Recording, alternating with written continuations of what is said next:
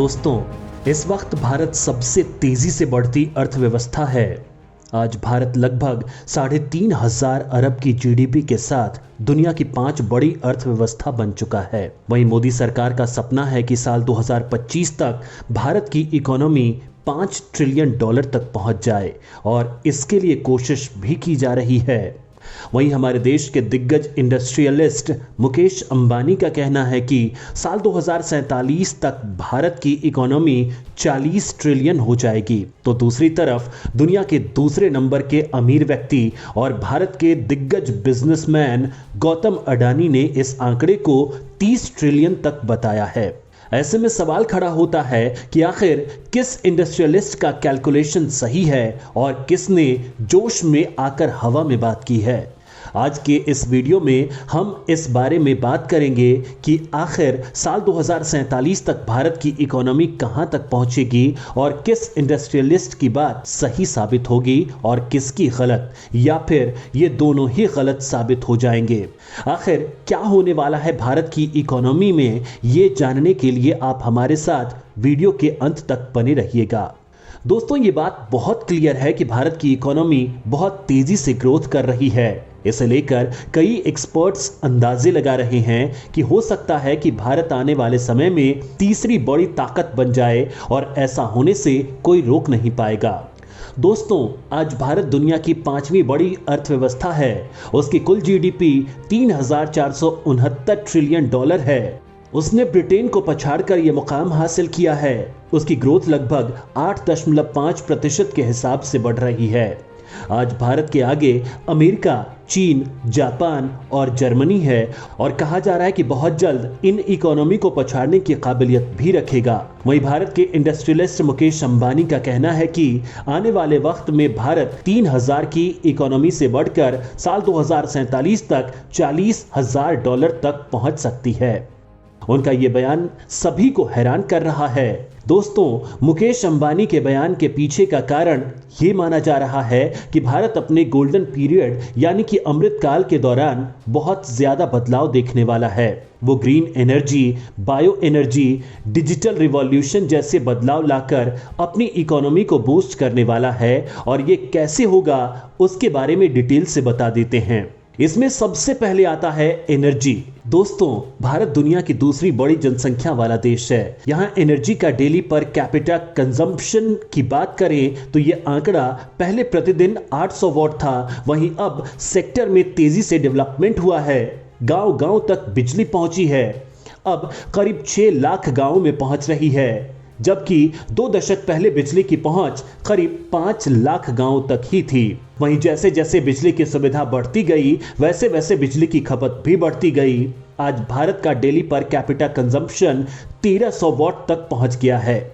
इससे साफ हो रहा है कि वो बहुत तेजी से आगे बढ़ रहा है। वहीं ये साल 2035 तक आंकड़ा 128% तक बढ़ सकता है, क्योंकि जैसे जैसे जनसंख्या बढ़ेगी वैसे वैसे एनर्जी रिसोर्स बढ़ेंगे और आने वाले वक्त में भारत सबसे ज्यादा एनर्जी को उपभोग करने वाला देश होगा। इस जरूरत को ध्यान में रखते हुए हाल ही में केंद्र सरकार ने रिन्यूएबल रिसोर्सेज के इंफ्रास्ट्रक्चर पर ज्यादा ध्यान देना शुरू किया है, जिसमें 19,500 करोड़ का सोलर PLI स्कीम जैसे कई प्रोजेक्ट लाए जा रहे हैं और क्लीन एनर्जी पर ध्यान दिया जा रहा है। दोस्तों, आपको बता दें कि इस सोलर एनर्जी को लेकर मुकेश अंबानी ने बहुत बड़ा इन्वेस्टमेंट भी किया था।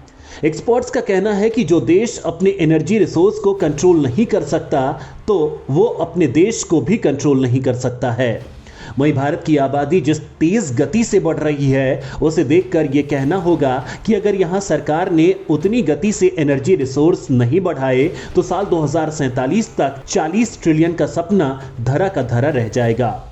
दूसरा पॉइंट, डिजिटल रिजोल्यूशन के बारे में बात करें तो भारत बहुत तेजी से इस सेक्टर में इन्वेस्ट कर रहा है। यहां सरकार पब्लिक और private partnership, favourable government policy initiative reform के जरिए आगे बढ़ रही है। वहीं डिजिटल इकोनॉमी को बढ़ाने के लिए और आने वाले समय में देश को $5 ट्रिलियन की इकोनॉमी तक पहुंचाने के लिए सरकार ने कई रिफॉर्म निकाले हैं, जिसमें ONDC यानी open network for digital commerce शामिल हैं, जिसे UPI कहा जाता है। इसके साथ ही डेटा सेक्टर इन्वेस्टमेंट स्पीड के साथ इंटरनेट देना और डिजिटल ट्रांजैक्शन को बढ़ावा दे रही है। इन सब को लेकर कहा जा रहा है कि आने वाले समय में भारत में डिजिटल इकोनॉमी बहुत बड़ा रोल निभाएगी। दोस्तों, भारत सरकार का लक्ष्य है कि जब भारत की आजादी के 100 साल पूरे हों तब भारत विकासशील नहीं बल्कि विकसित देशों में से एक हो।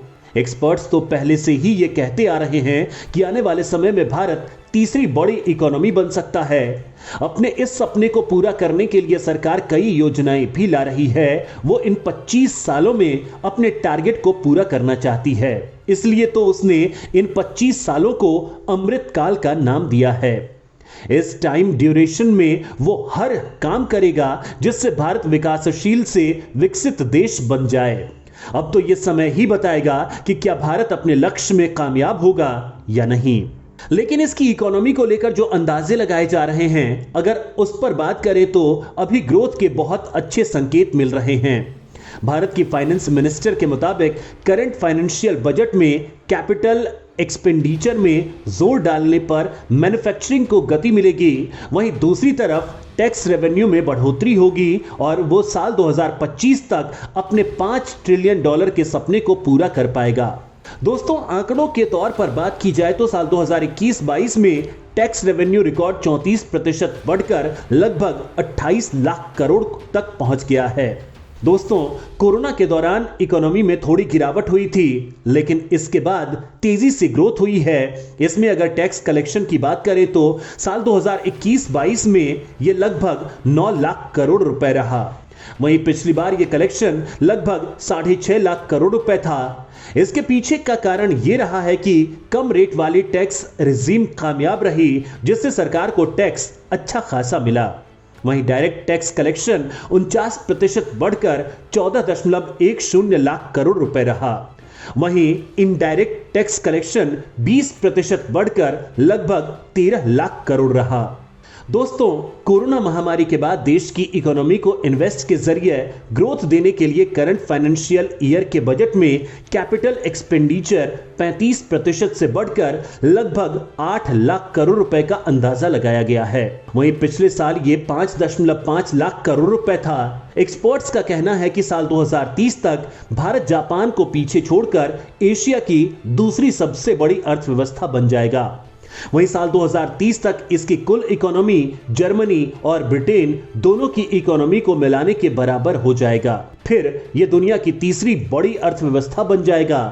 दोस्तों, भारत की तीसरी बड़ी अर्थव्यवस्था बनने के कई दूसरे कारण भी हैं। जैसे पहले यह है कि चीन से दुनिया की दूरी। दोस्तों, आज चीन की मनमानी लगातार बढ़ती जा रही है। वो सारी दुनिया का सिरदर्द बन गया है, जिससे चीन से सभी दूरी बना रहे हैं और साथ ही दुनिया के बड़े इन्वेस्टर भी इससे दूरी बना रहे हैं।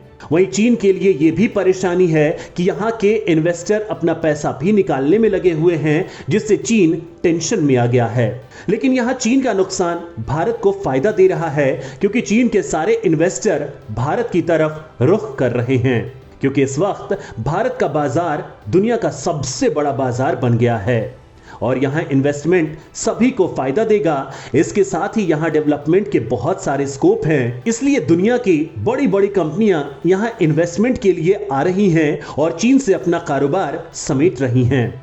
दोस्तों, आपको बता दें कि इस साल विदेशी इन्वेस्टर्स ने चीन से करीब $150 निकाल लिए हैं। वहीं IIF यानी इंस्टीट्यूट ऑफ इंटरनेशनल फाइनेंस के मुताबिक इस साल चीन से करीब $300 अरब का आउटफ्लो अमेरिका की तरफ हुआ।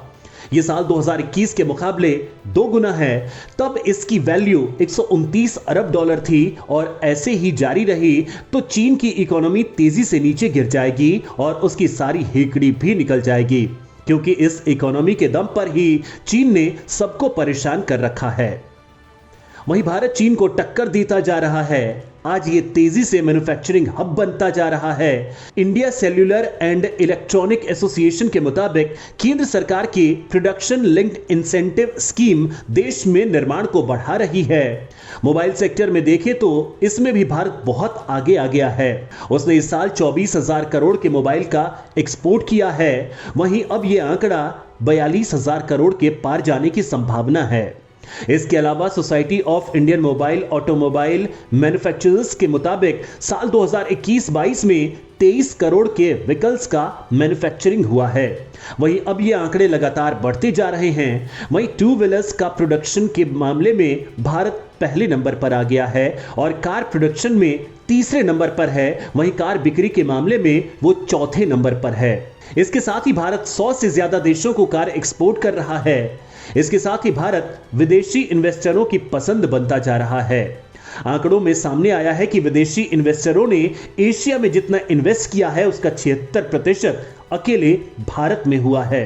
दोस्तों, विदेशी इन्वेस्टर्स का भारत की तरफ रुख करने का एक कारण यह भी है कि कोरोना के बाद भारत ने अपनी अर्थव्यवस्था को बहुत तेजी से संभाला है। वहीं यूक्रेन रूस के युद्ध से अमेरिका की इकोनॉमी डगमगा चुकी है, ब्रिटेन की हालत खराब हो चुकी है, पूरे यूरोप में महंगाई की मार देखी जा रही है। तेल गैस की सप्लाई बाधित होने से कई कंपनियां बंद हो गई हैं। यहां के हालात लगातार खराब होते जा रहे हैं। अमेरिका में भी मंदी ने असर दिखाना शुरू कर दिया है, जिससे बहुत से देशों पर असर पड़ा है। लेकिन भारत की इकोनॉमी स्टेबल है, जिसका फायदा उससे आने वाले समय में होगा। वहीं इस हिसाब से इस दशक तक भारत $10 ट्रिलियन की इकोनॉमी बन जाएगी। वहीं 17 सालों में हमें 30 ट्रिलियन का सफर पूरा करना होगा। अगर हम अपने बनाए गए प्लान के मुताबिक चलते हैं तो इस अमृत काल में हम मुकेश अंबानी के बयान को सच साबित कर सकते हैं। और अगर हम सुस्त पड़े तो हो सकता है कि हम अडानी के 30 ट्रिलियन के सपने तक भी नहीं पहुंच पाए। इस बारे में आपका क्या कहना है कि साल 2047 तक भारत की इकोनॉमी कहां पहुंचेगी?